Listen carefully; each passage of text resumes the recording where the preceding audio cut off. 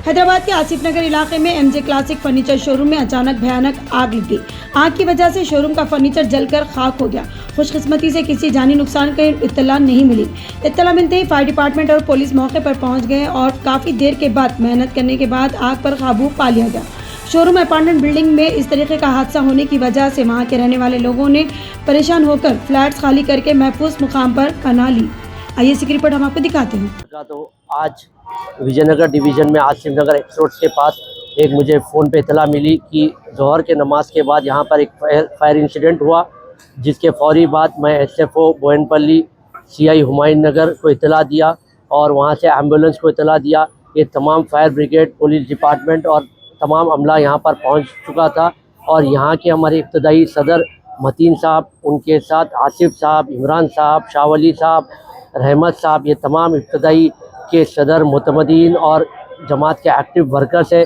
इन्होंने अपनी जान की परवाह ना कर घर में एक फैमिली फंसी हुई थी उसको निकाला, बल्कि पूरे अपार्टमेंट को वैकेट करवाया। इसका होने की वजह ये है कि यहाँ पर सुबह से फ्लक्चुएशन का इशू चल रहा था, हाई और लो वोल्टेज हो रहा था। इस वजह से जो है हाई फ्लक्चुएशन हो गया, एक बल्ब जल रहा और बल्ब से जो है आग लगी, फॉल सीलिंग को आग लग के ये तमाम इंसिडेंट सामने पेश आया।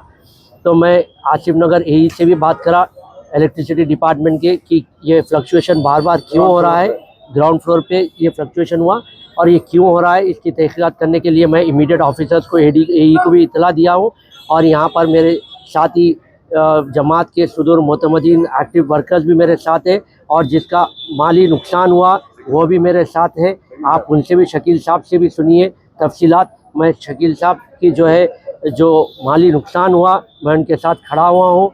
मजलिस इत्तेहादुल मुस्लिमीन उनके साथ इस नाजुक वक्त में उनके साथ हम खड़े हुए हैं। इंशाअल्लाह हमारे से जो भरपूर कोशिश हो सकेंगी हम ज़रूर इसको पूरी करेंगे इंशाअल्लाह। एमजे क्लासिक फर्नीचर है, ग्राउंड फ्लोर पे सीलिंग में से जो लाइट जो गिरी उसको फ्लक्चुएशन होने से इलेक्ट्रिकल का उसमें आग लगी। हम लोग यहीं बैठे हुए थे, नमाज के लिए सामने मस्जिद को गए, उतने में आग लगी बोल के बोले तो देखने के लिए आए तो वो लाइट में से आग लग रही थी। कितना नुकसान हुआ? लॉस तो अभी देखना पड़ेगा, अभी नहीं बोल सकते लॉस को। ओके, अंदर देखेंगे तो मालूम होगा। पूरा फर्नीचर का शॉप था ग्राउंड फ्लोर पे, वो पूरा जल गया। ओके, सेफ है वो, सेफ है। ऊपर आग गई नहीं, ऊपर भी नहीं गई, यहाँ पे नीचे भी नहीं गई, सिर्फ ग्राउंड फ्लोर में लगी आग। ఎంజే క్లాసిక్ ఫర్నిచర్ షాప్లో ఫైర్ అవుతుందని మాకు ఇన్ఫర్మేషన్ రాగానే ఎమ్మటే అంబర్పేట వెహికల్తో టర్న్అవుట్ చేయడం జరిగింది। అసిస్ట్గా దోలిగూడ వాటర్ బౌజర్ను కూడా పిలిపించడం జరిగింది। వెంటనే మంటలను అదుపులో చేయడం జరిగింది। ఎటువంటి ప్రాణ నష్టం కానీ గాయాలు కానీ కాలేదు। ఫైర్ పూర్తిగా ఆర్పివేయబడింది మంటలు।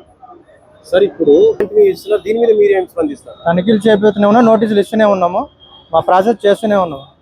అంటే ప్రాసెస్ చూసారు కదా, లైక్ దేవుడి దేవల్ల పైన రెసిడెన్షియల్ ఉంది, కింద ఫర్నిచర్ ఉంది, ఏం కాలేదు కాబట్టి ఓకే, ప్రాణ నష్టం ఎటువంటి ప్రాణ నష్టం జరగదు। ఒకవేళ హ్యాబిట్స్ తో జరిగితే అప్పుడు ఏంటి పరిస్థితి? దీని మీద మీరు ఏమైనా కేసు పెడతారా ఏంటి? అట్లా దీనికి ఇన్స్పెక్షన్ చేసి దీనికి నోటీస్ ఇవ్వడం జరుగుతుంది, లీగల్ ప్రొసీజర్ చేయడం జరుగుతుంది। దీనికి పర్మిషన్ ఉందా సార్? ఎంజే క్లాసిక్ పర్మిషన్ ఉందా? ఇది జిహెచ్ఎంసీ పరిధిలోకి వస్తుంది, హైదరాబాద్ పరిధిలోకి, ఫైర్ డిపార్ట్మెంట్ పరిధిలోకి। ఇంకొకటి ఇక్కడ పక్కనే గౌతమ్ స్కూల్ రాతపూర్